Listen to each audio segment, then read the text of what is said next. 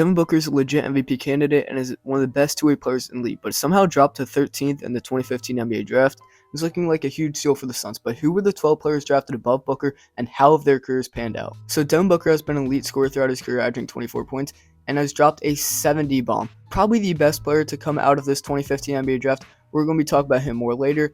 And let's listen to the 12 players drafted above Devin Booker and how their careers have gone so far. The first overall pick was Karl-Anthony Towns, a center coming out of Kentucky, and this pick wasn't bad. He's averaged 23 points throughout his career as a floor-stretching big, potentially the best three-point shooter of all time as a center. You can argue that with Dirk, even though he's a power forward. Arguably the best big man shooter of all time.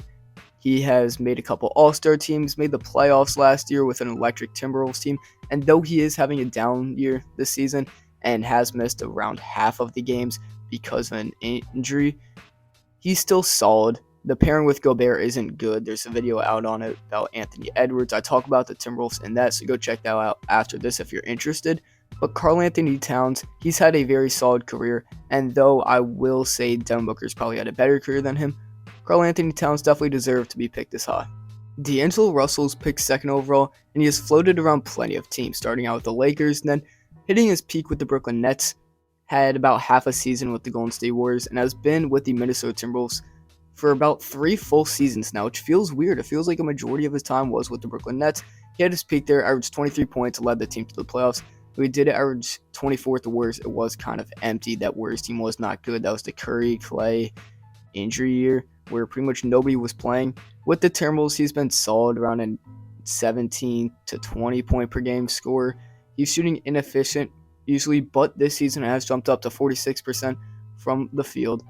Had a rough playoffs last season, but he hasn't been entirely bad. He's made the All-Star team once, and he's a very solid starter that is just out of All-Star range.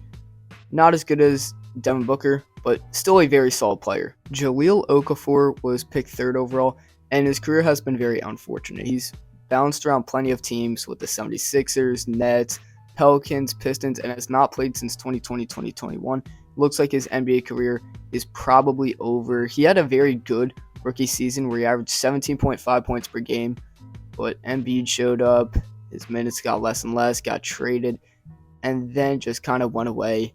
With spacing coming into the NBA, it's a very tough break for him. Jahlil Okafor in the 90s probably would have been an all-star, and that is not an overstatement. He is an amazing inside player, but he's just not fit for this era of basketball. It's unfortunate for Okafor. Had some very dark spots in his career, and it hasn't panned out so far. Please subscribe to the channel. We're trying to hit 1,000 subscribers before the playoffs, and we're also nearing 500 subscribers. I don't think we'll have hit it by the time this video comes out, so we'll probably be really close. Go subscribe.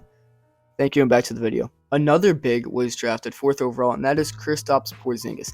He played 3 seasons with the New York Knicks and was absolutely amazing, especially in his third season where he made an all-star, 22.7 points, but forced a trade after an ACL injury to the Dallas Mavericks. With the Mavericks, he put up some good stats, but you could tell it never worked out with Luca. The pairing wasn't right, and he consistently underperformed in the playoffs. He has got traded to the Washington Wizards and kind of revived his career, even though the stats are similar, only a couple points up. He has just been way better with the Wizards, is looking like a potential all-star candidate this season in the East frontcourt after, of course, the big four of KD, Tatum, Embiid, and Giannis. And Porzingis has turned out well. Didn't live up to his potential after his third season after the ACL injury. It looks like he's a bit more timid, but still a very solid player with all-star potential in the future. Mario Hezonja was drafted 5th overall, and he's already out of the league. He has not played a game since 2020. And played with 3 teams, the Magic, the Knicks, Portland, was never good, had a career high of 9.6 points per game, and never shot efficiently. He was a small forward that could not shoot the 3 ball. Hezonja just didn't work out in the NBA, and his time on an NBA court is over. Willie Cauley-Stein has played on 4 NBA teams throughout his career, the Kings, Warriors, Mavericks, and 76ers. He had a solid first few seasons in the league with the Kings, averaging a max of 12.8 points per game. But after his 4th season, went to the Warriors, didn't really do much, averaged single digits, got traded a couple times, had a okay stretch with the Mavericks, left, went to Philly. Now he's in the G League, And though he is fighting to get a spot back in the NBA, even if it is possible, it will be in very limited minutes, and he has not panned out as an NBA player. At 7th, the Nuggets would take Emmanuel Mudiay, and he has been another player that has bounced around the league. Played with the Nuggets, Knicks, Jazz, and Kings, and is now in the G League as he played 2 games last season, only 2 games. He's in the G League for the Iowa Wolves. Maybe he could get back in the NBA, but another player where he probably peaked in his first couple seasons. He had a good 2018-2019 where he averaged 14.8 points per game on 45%, but that was a very bad Knicks team just struggling to get actual good players on the roster to field a slightly competitive team, even though they weren't at all 1765. Tank for Zion.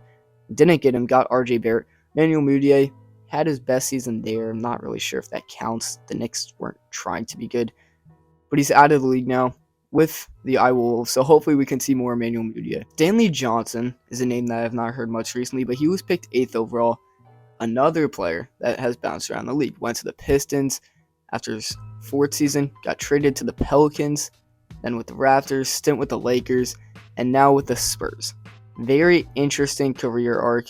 He's still in the league somehow. I didn't even know Stanley Johnson was still in the league. He's playing 12 games with the Spurs, 6.2 points per game, and is shooting efficiently 62% from the field, only on 13.5 minutes. Looks like he's getting very limited minutes, limited spots to actually play, and Stanley Johnson, his career could be coming to an end soon. Wisconsin Frank the Tank Kaminsky was picked 9th overall, and he also hasn't done much. Had a solid first couple seasons with the Hornets, then with the Suns. He was actually doing very good last year. He was a nice backup big for DeAndre Ayton, but got a knee injury, only played 9 games, and now he's a backup big with an even more diminished role for the Atlanta Hawks, averaging 2.6 points on 19 games in 7 minutes. So though maybe he could get more minutes if the Hawks completely blow the team up, looks like Frank Kaminsky will stay as just a normal backup big. 10th overall pick Justin Winslow has fell off. He was supposed to be one of the best up-and-coming Heat players, and he was very solid, averaging 12.6 points at only age 22 for the Heat, but got traded to the Memphis Grizzlies and really didn't do much. He went into single-digit points and hasn't averaged double digits since. He's now a role player for the Trailblazers. Isn't terrible, but pretty inefficient, and more one of those spots that he's filling in for Jeremy Grant minutes and Josh Hart, but he's not really doing great and never panned out to what his potential was supposed to be with the Miami Heat. Now, recently we've seen a lot of players not pan out. This is one that did. Myles Turner, one of the best shot blockers in the league, led the league in blocks twice, 2018, 2019, and 2020, 2021. And though he has had struggle staying healthy and actually being able to play on the court, when he does, he's absolutely amazing. He's a stretch 5, he can score, and he's an elite shot blocker.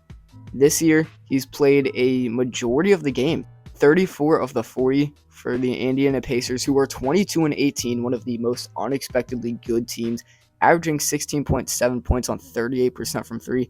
So arguably having his career season, and it has been great for Myles Turner this year. Trey Lyles was picked 12th and has played on 5 teams: the Utah Jazz, Denver Nuggets, San Antonio Spurs, Detroit Pistons, and now at the Sacramento Kings as a backup power forward. Isn't bad. He's behind Domantas Sabonis and filling in. Hasn't been really good filling in, but isn't terrible, I guess. He was better last season, averaging 10.6 points in 24 games in the limited time with the Kings as he got traded midway through the season with the Pistons. But this year hasn't been great. Looks to just be a normal backup big for Sacramento. Now we come to Devin Booker, and of course he has been amazing. We all know MVP candidate last season. Looks to be one this season if he can come back in time, which I don't think so. I think he'll miss too many games. Of course, we talked about the MVP race in a recent video. Go check that out. Looks like it's between 6 players. But Booker, he could have been in it if he was healthy, because this team looks absolutely terrible with him. The Suns have fallen to 500 2020 without Booker because he has just been amazing. 27 points, 48% from the field, and 37% from 3. Without him, they have no offensive identity, and he has been one of the best players in the league over the past few seasons. 3-time All-Star, will be an all-star this season, most likely. He was an all-NBA player last year. Looks to be one of the best two-way guards with good defensively. And even though, of course, last season, the playoffs wasn't great for him, Luca Special, the Suns may not be great in the playoffs. That's not because of Booker. He made the finals at age 24. Very impressive. And maybe if the Suns can get something going, maybe in a few years if they retool, Devin Booker can have some playoff success again.